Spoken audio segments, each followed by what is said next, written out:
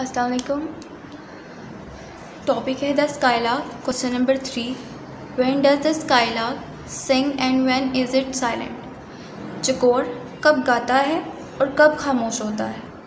हमने पोएम में पढ़ा था कि जब तुलुए आफ्ताब होता है उस वक्त वो गा रहा होता है, और जब बिल्कुल जो सूरज की रोशनी हर तरफ फैल जाती है, मतलब मुकम्मल दिन में वो चुप हो जाता है, मतलब वो गाना बंद कर देता है।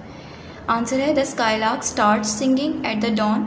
स्काईलार्क चकोर तुलुए आफ्ताब के वक्त गाना शुरू करता है, एंड स्टॉप सिंगिंग, और गाना बंद करता है इन द मॉर्निंग, सुबह में। वो तुलुए आफ्ताब के वक्त गाता है और जब मुकम्मल सुबह हो जाती है तब वो गाना बंद कर देता है। इसके साथ कॉलम्स करेंगे। Page number 48, match the idioms in column A. Column A में हमें इडियम्स मुहावरा दिए गए हैं with the meanings in column B, और उनके एक्सप्लेन मीनिंग्स जो हैं इंग्लिश में उनको कॉलम बी में दिया है। हमने पहले इडियम्स पढ़ने हैं और उसके मुताबिक देखना है कि कौन सा मीनिंग जो है वो इस इडियम के साथ सूटेबल है। ऑन द बॉल का मतलब ये है कि आप जो काम कर रहे हैं, जो हो रहा है, उसके बारे में आपको बिल्कुल मुकम्मल ख़बर हो, आप उसके बारे में मुकम्मल इंफॉर्मेशन मालूमात रखते हो। टू बी नर्वस घबराना। To be available for duty ज़िम्मेदारी के लिए मुहैया होना। To be doing a job और वर्क एक काम या कोई भी नौकरी कर रहे होना। To be alert well informed. अब ऑन द बॉल का मैंने क्या बताया था कि मुकम्मल तौर पर आपको हर चीज़ की आगाही हो, आप हर मालूमात रखते हों जो काम आप कर रहे हैं। तो इसका क्या हो जाएगा कि ऑन द बॉल का to be alert and well informed, कि हर चीज़ आगाह रहना, और वेल इन्फॉर्म्ड कि अच्छी तरह से मालूमात रखना। ऑन द मेंड होता है कि मुरम्मत करवाना। मुरम्मत का क्या हो जाएगा कि अगर एक इंसान बीमार है या उसे कोई परेशानी थी या किसी बीमारी से दोबारा से वो रिकवर जब हो जाता है तो उसे कहते हैं ऑन द मेंड, कि किसी की बीमारी के बाद सेहतयाब हो जाना उसे कहते हैं ऑन द मेंड। उसके लिए मुहावरा इस्तेमाल करते हैं on the mend. On the mend का मतलब है कि किसी बीमारी के बाद सेहतयाब हो जाना। टू बी नर्वस का पता बताया था मैंने। To be available for duty, to be doing a job और वर्क। टू बी पंक्चुअल होना, मतलब कि रेगुलर होना, बाकायदा होना।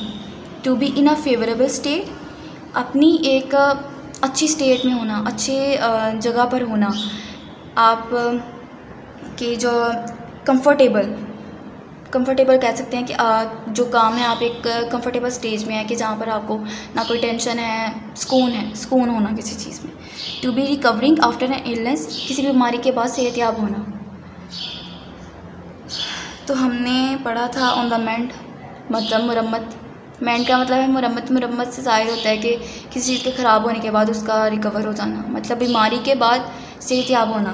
तो इसका क्या हो जाएगा to be recovering after an illness.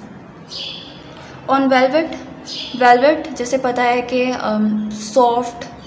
एक सॉफ्ट स्टफ़ होता है ये, तो इसका क्या हो जाएगा कि एक सॉफ्ट स्टफ़ मतलब सुकून में होना, एक ऐसी स्टेट में होना कि जहाँ पर आपको परेशानी ना हो, आप सुकून में हों, और आपकी पसंदीदा स्टेट हो वो, कि आप उसमें शौक़ से हैं, ना आपको कोई टेंशन है ना कोई परेशानी है। तो ऑन वेलवेट का क्या हो जाएगा to be in a favourable state. 6 on call बुलावे पर, मतलब क्या हो जाएगा इसका कि कभी भी किसी भी वक्त आपको कोई भी ज़िम्मेदारी दी जा सकती है कि आप हर वक्त कोई ना कोई काम करने के लिए अवेलेबल अपने आप को मुहैया रखते हैं दूसरों के लिए, कि आप ऑन द कॉल, कि अगर कोई पर्सन है कि आप उसे किसी भी वक्त कोई भी काम कह सकते हैं तो आप कहेंगे he is on the call, कि वो ड्यूटी के लिए अवेलेबल है। तो यहाँ पर to be available for duty. On edge किनारे पर, फॉर एग्ज़ाम्पल अगर आपका कोई बिज़नेस है और बिज़नेस जो है आपका क्रैश होने वाला है, मतलब कि ख़त्म होने वाला है, तबाह होने वाला है, तो आप उस वक्त आपका फ्यूचर जो है वो ऑन द एज होगा, कि किनारे पर होगा, कि या तो अब वो डूब सकता है या बच सकता है। कि फॉर एग्ज़ाम्पल कि आप किसी ऐसी स्टेट पर हैं कि जहाँ पर आपका फ्यूचर, जो आपकी सारी जो जमा पूंजी या आपका फ्यूचर जो कैरियर है वो सारा दांव पर लगा है, मतलब किनारे पर, या तो आप उसे संभाल लेंगे या तो सारा डूब जाएगा।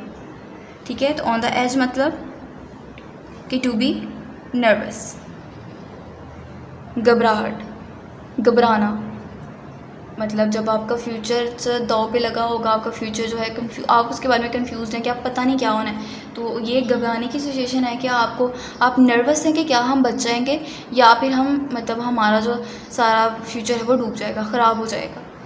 ऑन द डॉट मतलब टू बी पंक्चुअल, कि जो काम है वो आपने रेगुलरिटी और प्रिसाइजली मतलब पंक्चुअलिटी करना है।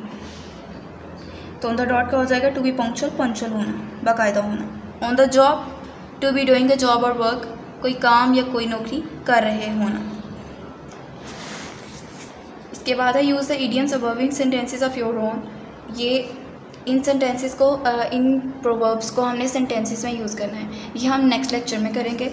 अभी आपने करना है question number 3 learn plus right plus columns learn.